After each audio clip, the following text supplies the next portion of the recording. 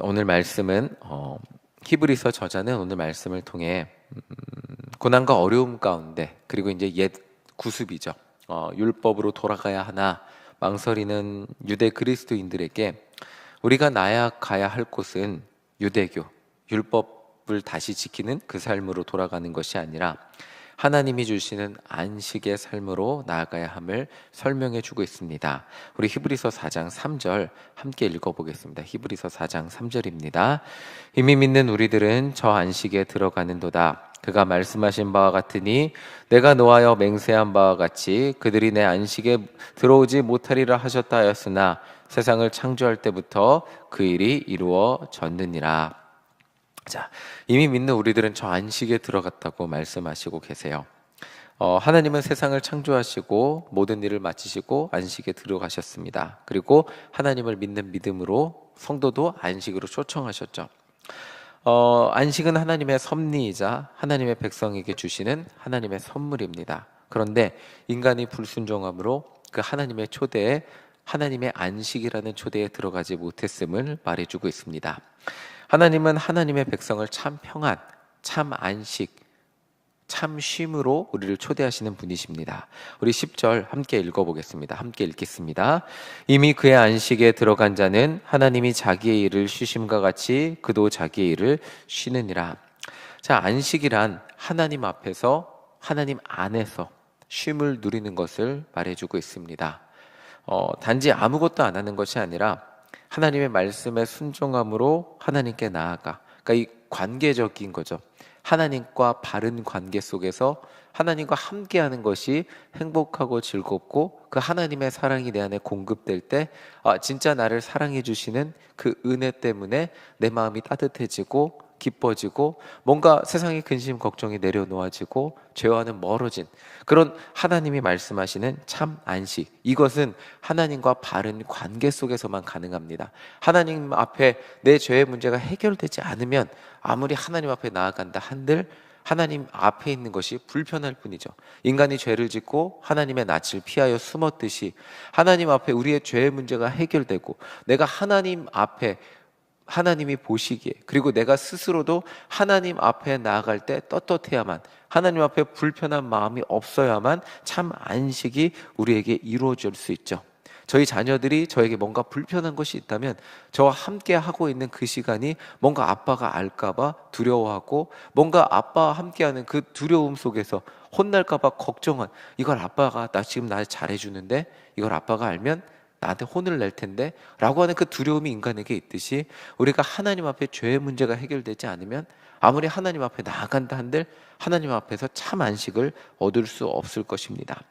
하나님 앞에서 참 평안을 누리는 것, 정말 관계 속에서 우리의 죄의 문제가 해결돼서 참 평안을 누리는 것이 진정한 안식임을 말해주고 있습니다. 그래서 11절을 보면 하나님은 계속해서 하나님의 백성들을 안식으로 계속 초대하셨다는 거예요. 그런데 역사적으로 이스라엘 백성들은 하나님께 순종하지 못함으로 안식에 들어오지 못했다는 것을 말해주고 있습니다. 하나님의 백성이에요. 하나님의 자녀로 이스라엘 땅에, 약속의 땅에 살아요. 그런데 그들의 죄의 문제가 해결이 되지 않았기 때문에 하나님 앞에 제사를 드리고 하나님 앞에 무엇을 한다 한들 그들이 하나님 앞에서 참 기쁨과 평안은 누리지 못한 채 그냥 율법의 조문에 매여서 그 율법을 지키고 하나님 앞에 어떻게든 자신들이 의로워 보이려고 노력했지만 그 의로움에 도달하지 못했다는 거예요. 그게 12절 말씀입니다. 우리 12절 함께 읽고, 굉장히 유명한 말씀이죠. 우리 12절 함께 읽어보겠습니다. 하나님의 말씀은 살아있고 활력이 있어 좌우의 날선 어떤 검보다도 예리하여 혼과 영과 및 관절과 골수를 찔러 쪼개기까지 하며 또 마음의 생각과 뜻을 판단하나니. 자, 히브리서 4장에서 말하는 이 말씀의 맥락, 굉장히 유명한 말씀인데, 지금 이 히브리서 저자가 여기서 말하는 맥락은 이렇습니다. 인간이 정말 겉으로 순종하는 것 같이 보여도, 인간이 하나님 앞에 율법을 다 지키는 것처럼 보여도 지금 율법의 삶으로 돌아갈까 망설이는 이 히브리서 독자들에게, 읽고 있는 성도들에게 정말 너희들이 다시 율법으로 돌아가서 율법을 잘 지키고 겉으로 완벽한 순종을 보이는 것 같이 보인다 하는 삶을 산다 할지라도 하나님의 말씀은 살아있고 활력이 있어 좌우의 어떤 검보다도 예리해서 너희의 마음의 생각과 뜻을 판단한다. 너희의 마음의 생각과 뜻까지 하나님 앞에 완벽한 순종의 제물로 드릴 수 있겠니? 라고 말하는 거예요. 결국 죄인인 인간이 하나님께 순종하고 말씀대로 산다고 포장하고 정말 내 노력으로 하나님 앞에 완벽해지려고 어떤 정말 인간의 최선의 완벽을 하나님 앞에 드리려고 하지만 결국 인간은 하나님의 그 말씀의 앞에 섰을 때 하나님의 말씀이 너무나 예리하고 인간의 모든 생각을 아시고 판단하고 아시기 때문에 하나님 앞에서 인간의 그 율법의 순종은 온전한 모습의 순종이 될 수 없다는 것입니다. 어떤 검보다도 예리한 그 말씀 앞에 우리의 삶의 모습을 비추어 봤을 때 우리 인간의 모습은 아무리 열심히 행하고 아무리 열심히 율법을 지키고 아무리 열심히 순종하는 것 같은 삶을 보인다 할지라도 겉으로 그것이 완벽해 보인다 할지라도 여기 12절에 그렇게 말하고 있어요. 마음의 생각과 뜻을 판단하는 말씀에 우리의 그 마음의 생각과 뜻을 말씀에 비추어 볼 때 그 어떤 누구도 완벽한 삶을 완벽한 순종을 하나님의 기준에 하나님의 말씀의 기준에 완벽한 제사를 드릴 수 없는 것이 인간의 모습이라는 거예요. 그래서 우리 13절 한번 읽어보겠습니다. 13절입니다. 지으신 것이 하나도 그 앞에 나타나지 않음이 없고 우리의 결산을 받으시리의 눈앞에 만물이 벌거벗은 것 같이 드러나느니라.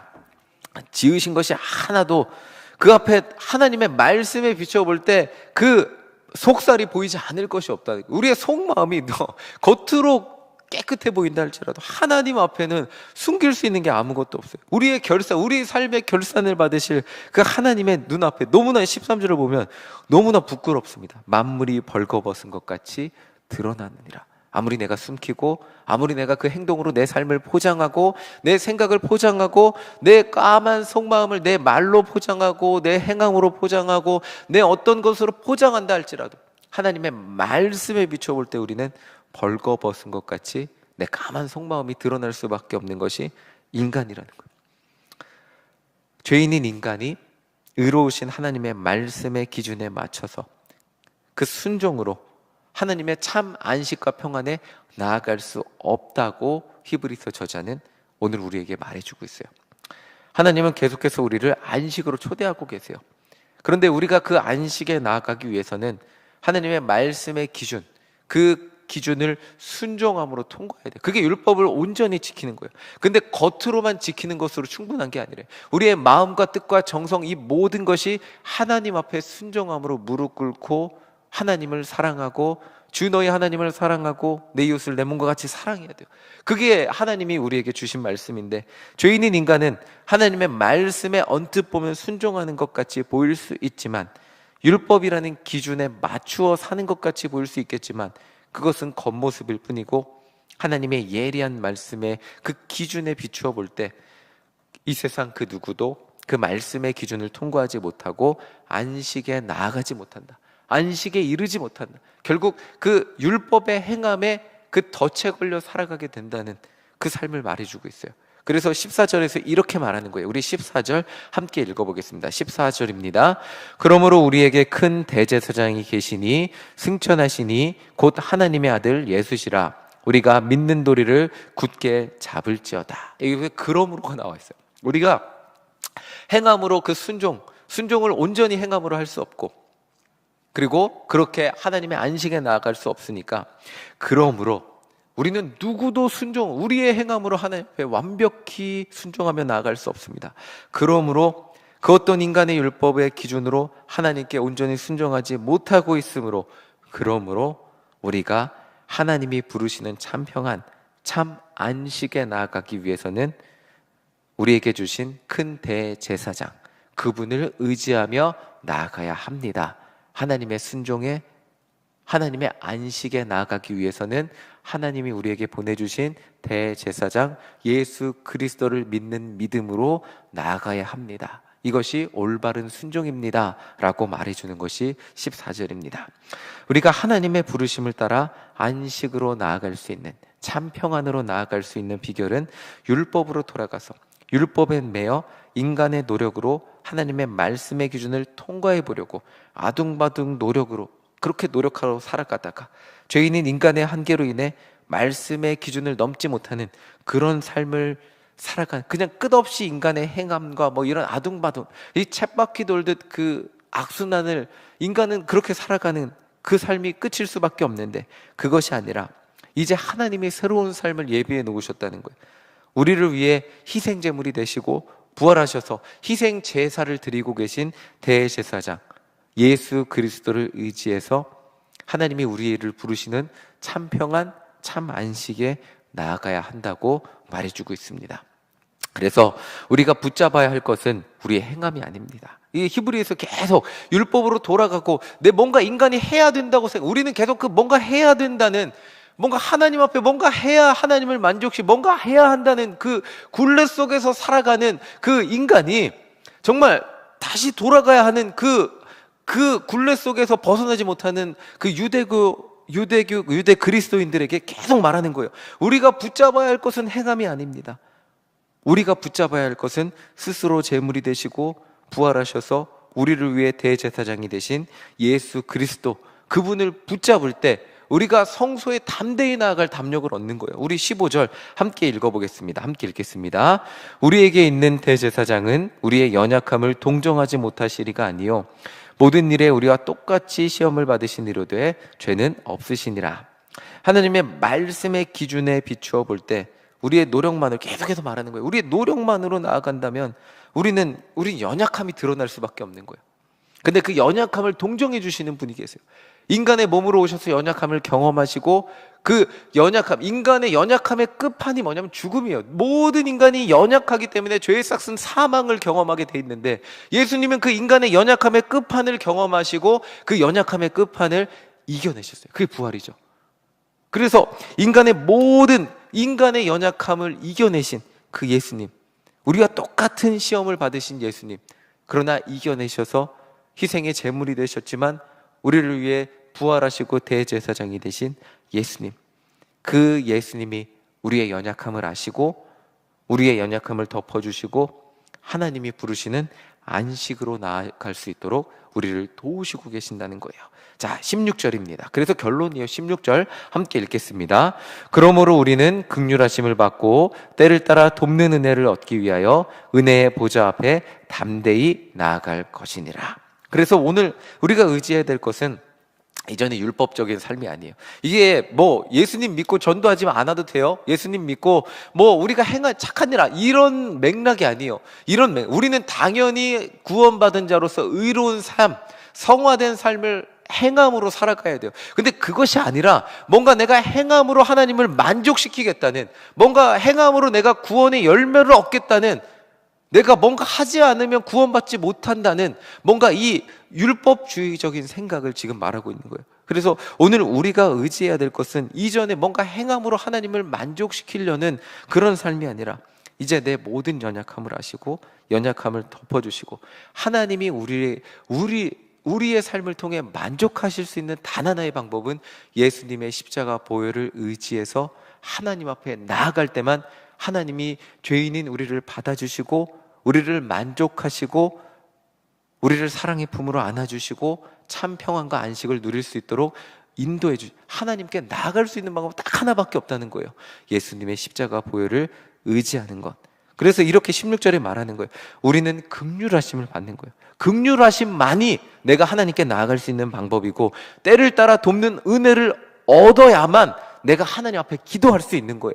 내 힘으로 막 기도를 목이 쉬게 열심히 기도했다고 해서 그게 하나님이 만족해서 나에게 뭔가 그것이 아니라 그냥 하나님이 우리 때에 따라 항상 내 삶의 모든 필요함을 아시고 내가 하나님의 자녀로서 하나님의 자녀인 것을 알 때, 오늘 이 시간 나와서 기도할 때 하나님이 이미 다 아시고 내 모든 필요를 채우시고 내 모든 연약함을 아시기에 내가 하나님을 아버지라 부를 때 하나님은 나를 예수님의 십자가 은혜 그 가운데 통과하게 하시고 우리의 연약함을 덮어주시고 우리 가운데 참 평안과 안식을 주신다는 거예요.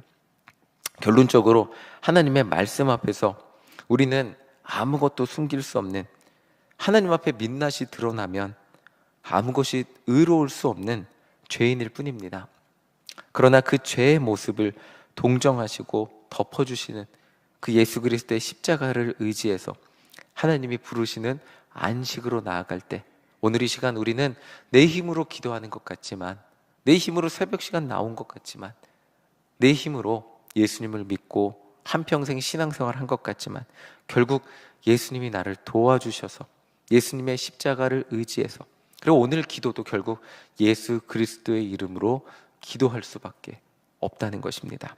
오늘 이 새벽 시간 예수님의 십자가 사랑을 의지해서 하나님 앞에 나아가는, 하나님 앞에 참 평안을 누리는 우리 모두가 되시기를 간절히 소망합니다. 오직 예수님을 의지할 때만 우리에게 참 평안과 안식이 있어요. 하나님, 내가 어제 이런 착한 일 했습니다.